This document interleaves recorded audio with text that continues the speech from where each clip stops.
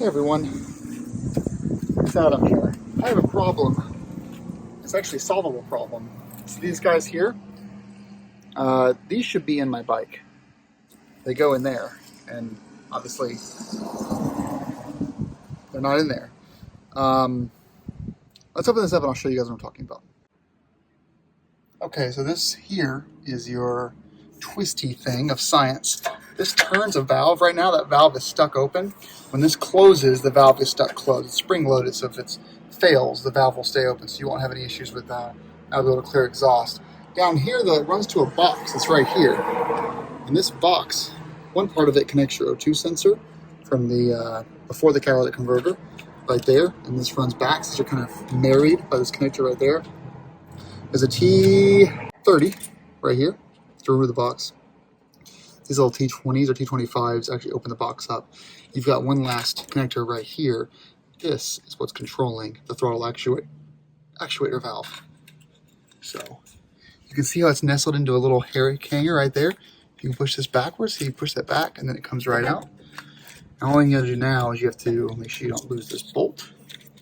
And finally unhook this right here. I'll need 2 hands for this though. I was correct. These are T20s. So once you pull this top off here, yeah, we're back to working on the sand again. The inside of this module has, what do you know? The connectors for the sleeve hinge of things. So what we're going to do is we're going to connect this up to both sides.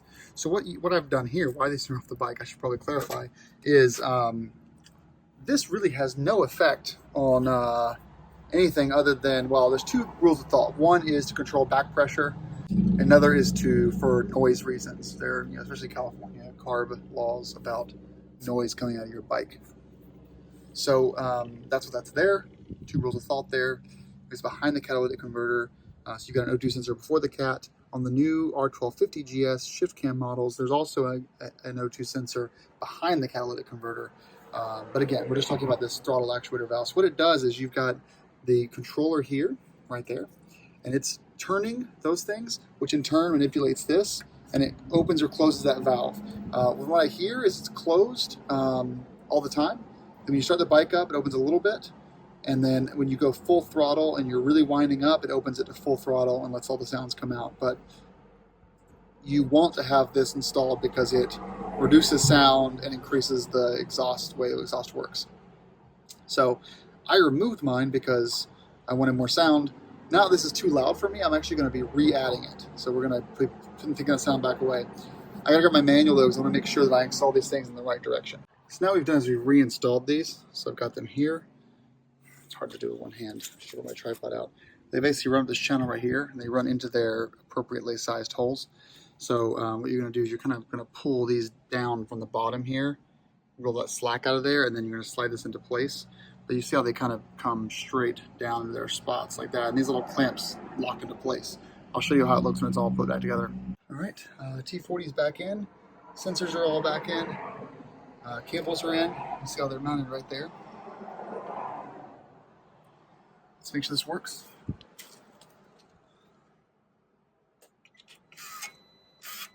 There you go. One more time. This is the self-check on the valve.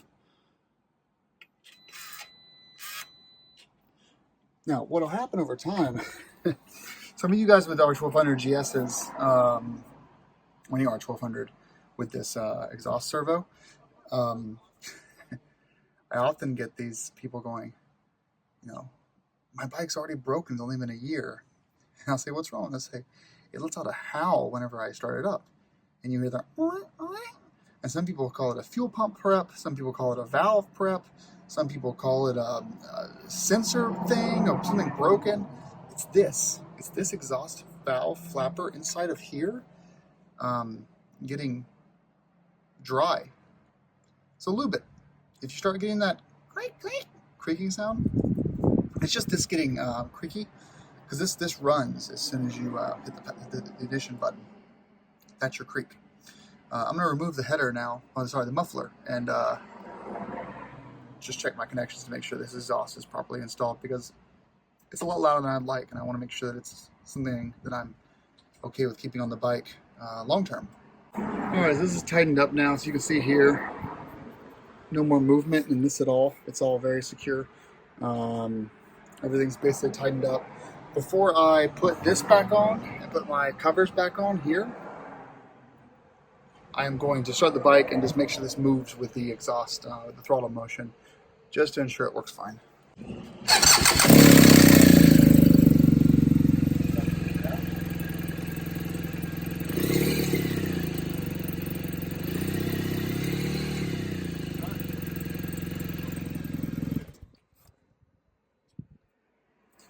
So that is how you reinstall a valve.